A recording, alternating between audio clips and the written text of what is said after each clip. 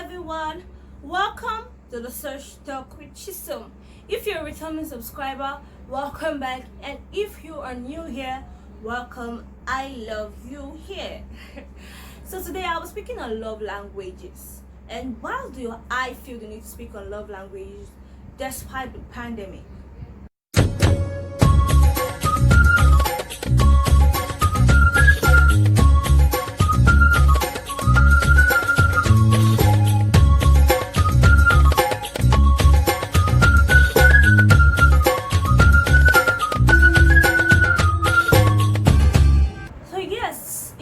Pandemic and we have been asked to stay at home, but I have realized that most people who are actually at home can't wait to get out. Why? Because they find their spouse, their parents, their siblings unbearable, because no matter how much they are trying to give out, it feels like they are not being appreciated, and there is a reason for this.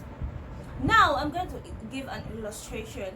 I am an Igbo girl. I hail from the eastern part of Nigeria, and I meet someone who hails from the western part of Nigeria, and the person wants to relate to me that he actually loves me, and he says that in his language. Because I can't understand what he says, I am oblivious and I'm just looking, and I can't react, I can't say a thing. But he keeps saying this thing, which what he's trying to say is he loves me, and he could keep saying I love you, Chisom, in his language, and I would just be looking. In fact, if he says it with a different expression, maybe with an angry expression, I could think he is actually calling me names or insulting me. But if he comes to me and he speaks my language to me and says that in my language that he loves me, then I can react.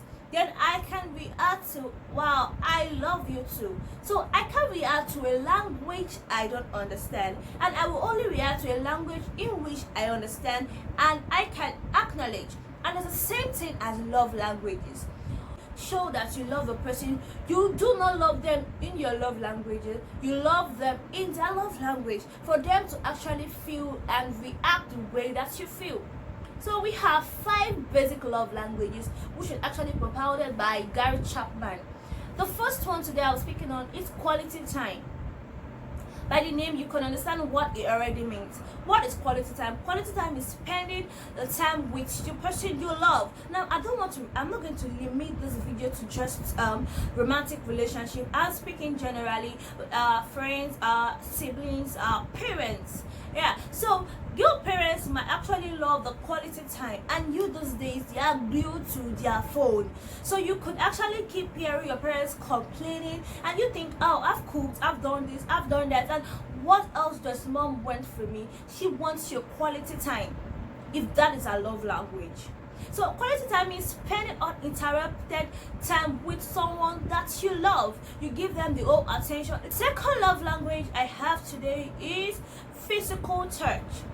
Now, there are kids who grew up being touchy because their parents were always carrying them or something, and for several reasons we develop these love languages, and then when you go up they just need that touch to feel loved.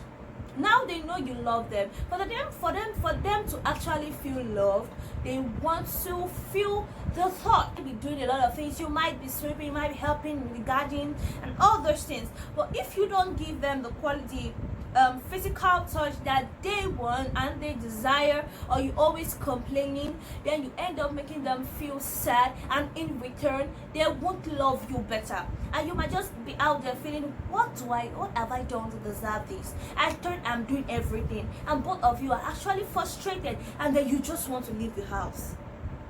So the third love language I'll be talking about is gifts, receiving gifts. Yes, quite well, there are people who actually love the idea of giving them gifts, or you actually giving them those gifts. It shows that you are being thoughtful and they have been in your heart.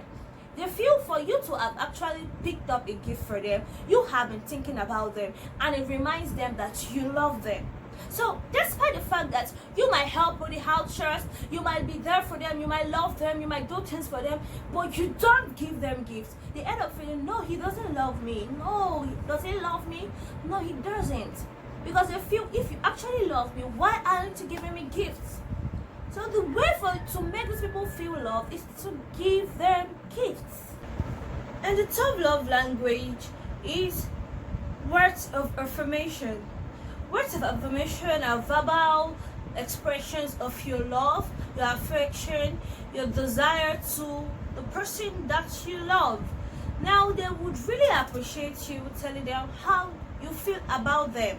They really want to hear that you, words of compliment, you compliment them. They really want to hear that you know that they are beautiful. They want to hear that you love them. And the last love language I am going to consider is acts of service. People in this category really do appreciate their loved ones being helpful. It shows that you are actually thoughtful. It shows that, yes, you appreciate them and you do not want them to get stressed.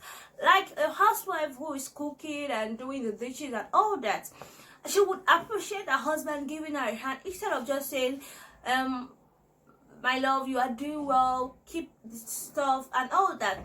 They don't need that. They need you to show that you actually love them. So do something. And yes, we have come to the end of this video. Please, I would want to remind you, do not show down your love languages on people that you love. Be willing to learn their love languages. You can ask them, you can share this video and let them know what their love languages are. Do not assume, and be willing to help them. I can assure you that if you know these things, you'll be able to get the most out of every relationship that you have, be it your spouse, a relationship with your parents, your siblings, and your friends in general. You'll be able to get the most out of all relationships. So we've come to the end of this video. If you love this video, please don't forget to subscribe and like and share to everyone around you. See you next time in my next video. Bye.